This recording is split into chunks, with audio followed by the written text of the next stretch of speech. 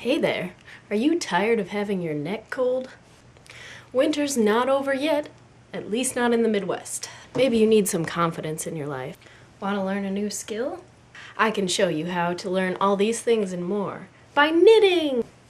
I see you admiring my scarf here. Lovely, isn't it? Well, I made it, bitch! You too could learn how to make a scarf like this. You know what this is? This is the spring vine stitch. Know how I learned that? Years of practice, but I can tell you how to make it in just...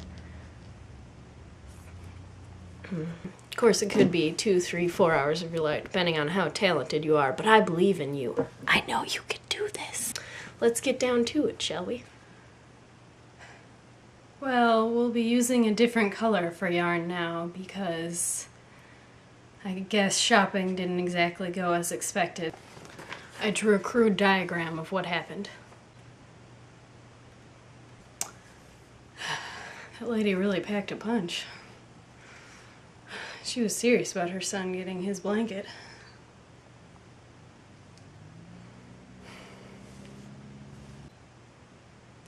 Well, it looks as though I've forgotten to put it together.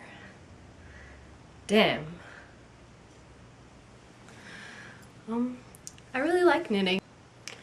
Well, now that we've assembled our loom, we'll start putting the pegs in. All 88 of them.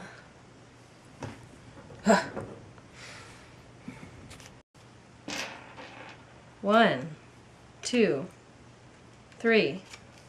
It's a great stress reliever. Peg number 38. Peg number 39. Peg 40. Almost halfway there. Something to do in your free time? Peg 80 frickin' 2. Peg 80 frickin' 3.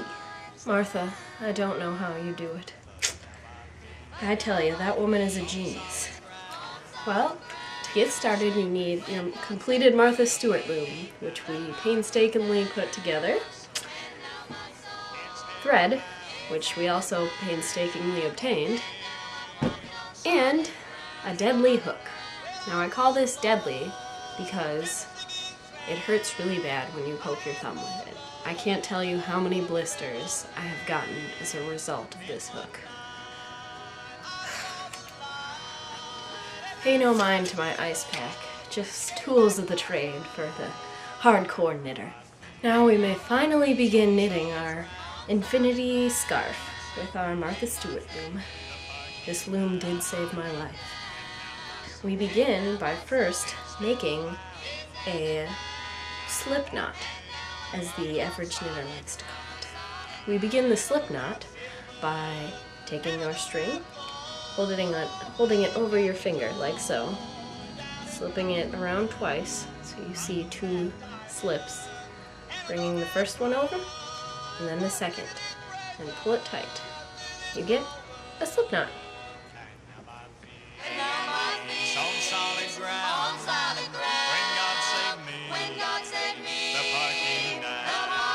Well, now that we've crochet cast on our little hearts out, I forgot to mention an important detail at the beginning, that you need to make sure that, like mine, you have 1 string on the outside and 2 in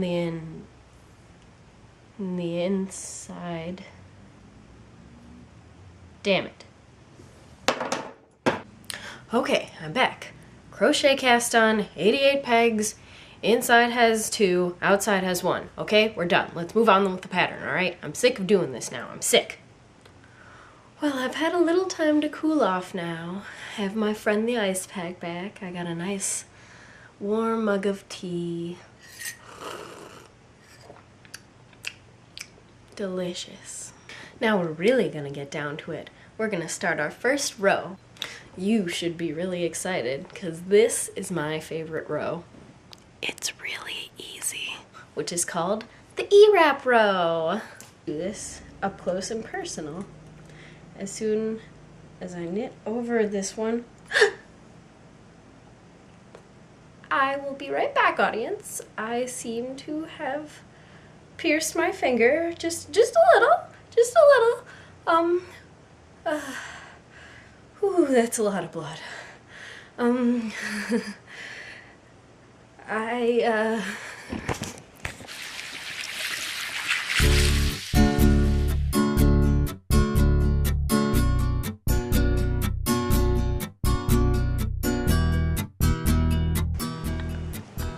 That's what happens when you get too rough with your knitting.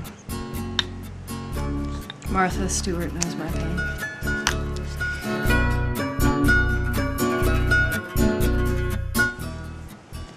Now what I'm doing here is I am pulling off each yarn over and purling it back on. And pulling off kind of gets hard sometimes. You might pull out the pegs. You need to be prepared for that. I usually am not. And then there's usually a lot of tears.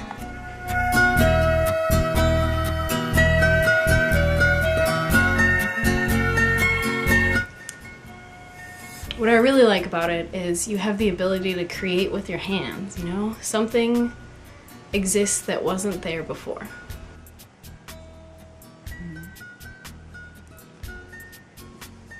Knitting is a very high stress sport, as you can tell. I guess that's over-exaggerating, but I mean, I can see why little old ladies love to do it. Also, it's good for your arthritis, apparently. I don't have to worry about that yet, though. Well, we managed to get through that without too much hassle, and hey, I learned a new skill too today. I learned how to use yarn as a good tourniquet.